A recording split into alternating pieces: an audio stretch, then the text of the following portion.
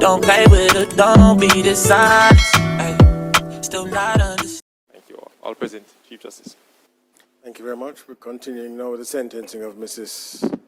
Stephanie Cole Christie. And yesterday we were noting that she was convicted of the sole count of membership of a criminal organization. That is based upon three things. One, her involvement as part of the discussion concerning the arson of the Torpedo Loan Company. She was part of the group that planned that activity. That evidence showed that she was part of a criminal organization. Secondly, she was part of the group that traveled from Spanish Town to Ewerton in search of ice, and as I said, that count failed for technical reasons, but the evidence nonetheless was relevant to show that she was a part of a criminal organization, and she knew that that trip involved the purpose of killing ice, should he have existed or should he have been found. In addition to that, there's the evidence of one of the witnesses in the case that she acted as the go-between between the police and the organization for the purpose of trying to elicit information from the police to know how much information and the type of information that they had on the organization at any moment in time. And that was confirmed by the evidence of the retired detective inspector who interacted with her for some time prior to her arrest.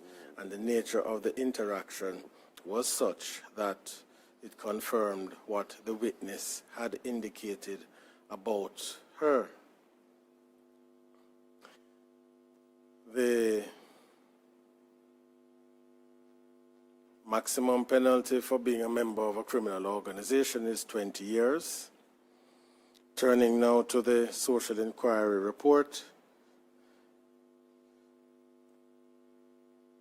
she indicated that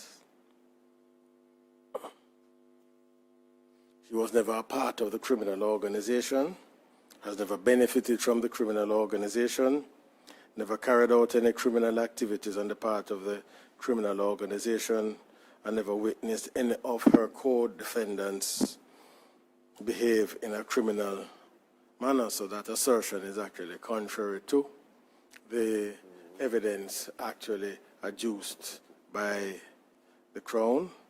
In addition to that, there's also the telephone conversations between herself and the driver of the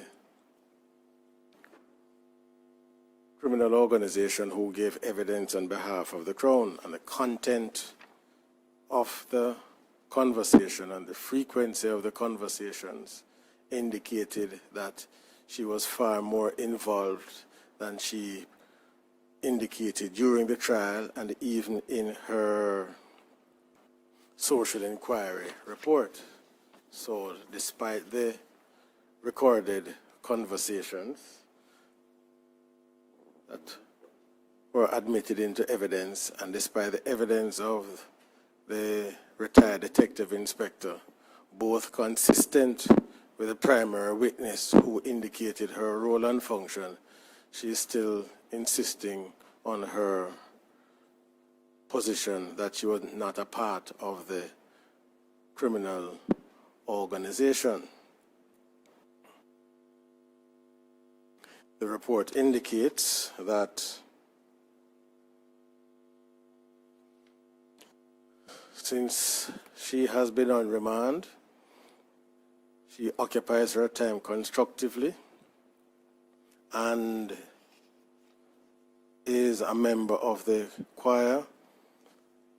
She works with the kitchen and salon teams wherever she, at this place where she is being held. And she was of the view that she was rehabilitated, and so is asking the court to extend leniency to her to enable her to return to her family so that she would be better able to care for her daughter, who is dependent on her for support. The report also indicates that she grew up in the Spanish Town area of St. Catherine, attended school regularly, exposed to firm guidance and discipline, received adequate exposure to the principles of Christianity. She indicated at a particular point during her teenage years, she did not heed the advice of her parents. That is not peculiar to her. I suppose most of us as teenagers, when we get to that stage, we think we know far more than our parents, so that is not an unusual event in the life of anyone.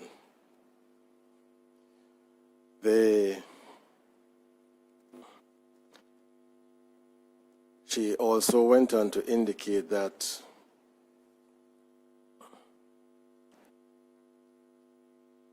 she got married in 2011, and after a few years that relationship became quite strained. Nonetheless, that is not something to be held against her in terms of the sentencing process, but is merely to provide information as to who she is and what is her background and life to date.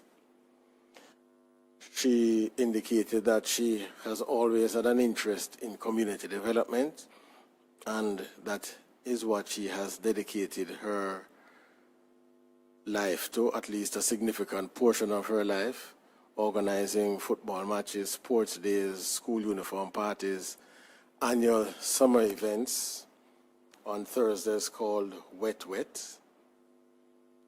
And she was also involved in feeding the homeless in Adelaide Street and Hanover Street in Spanish Town on Wednesdays.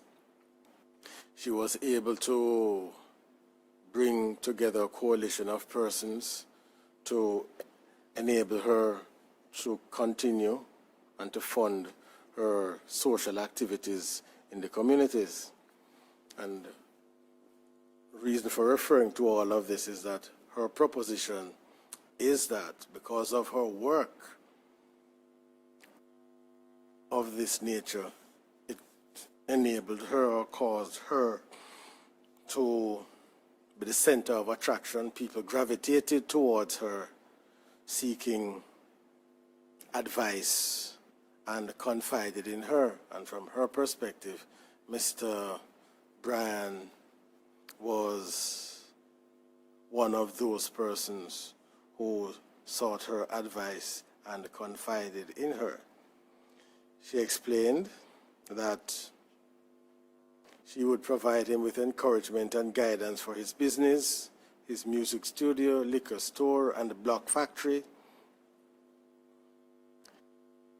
She said that she continued her Christian walk and eventually was ordained as a pastor at her church,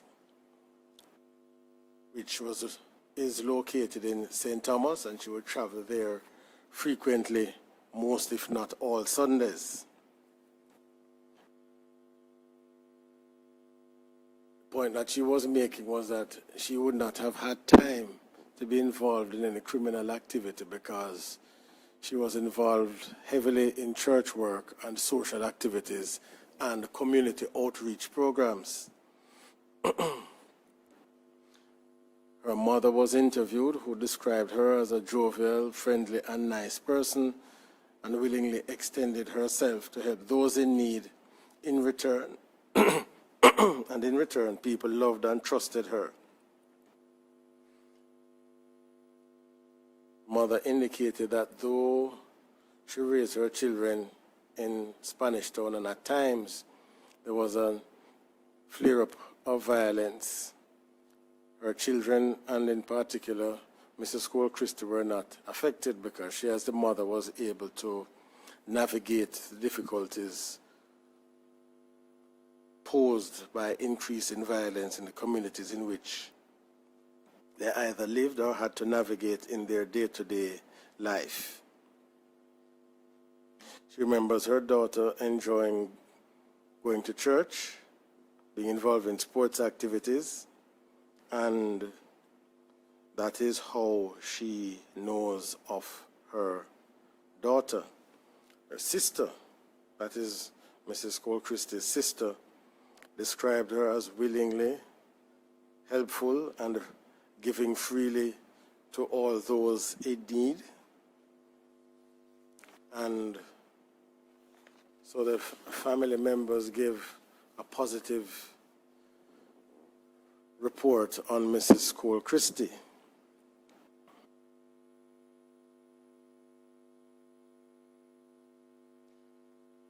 The community report from the Nugent Street area of Spanish Town. Well, not many of the residents were very forthcoming, but those who spoke said that she grew up in the community and appeared friendly, and she operated a clothing store.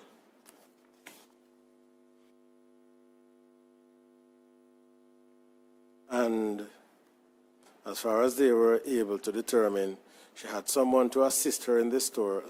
She wasn't there very often, and they were aware that she organized activities for the children of the community, but as to her other planning activities, they were unable to give any views on that one way or the other. And some of the other residents who spoke formed the view that it was shocking to them to learn that she's associated with the gang, and they were expressing their opinion as to possible reasons for her motivation to become involved with the gang. And so there is the social inquiry report. As far as previous convictions are concerned,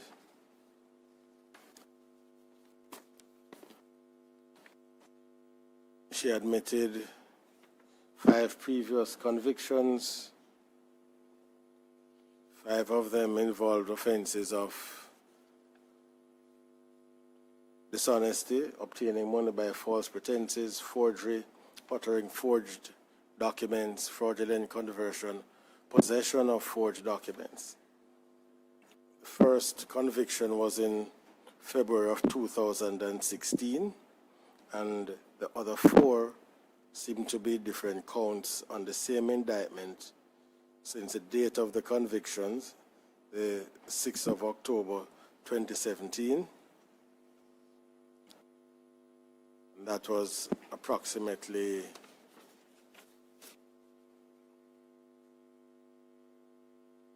year and a half, 2 years before she was arrested. The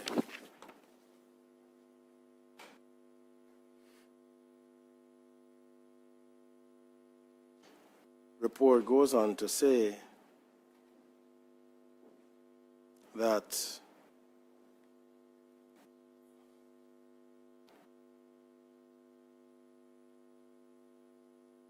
the current matter occurred 9 years after her first offense, and in the view of the preparer of the report, the magnitude of this matter indicates an escalation in seriousness of offending behavior.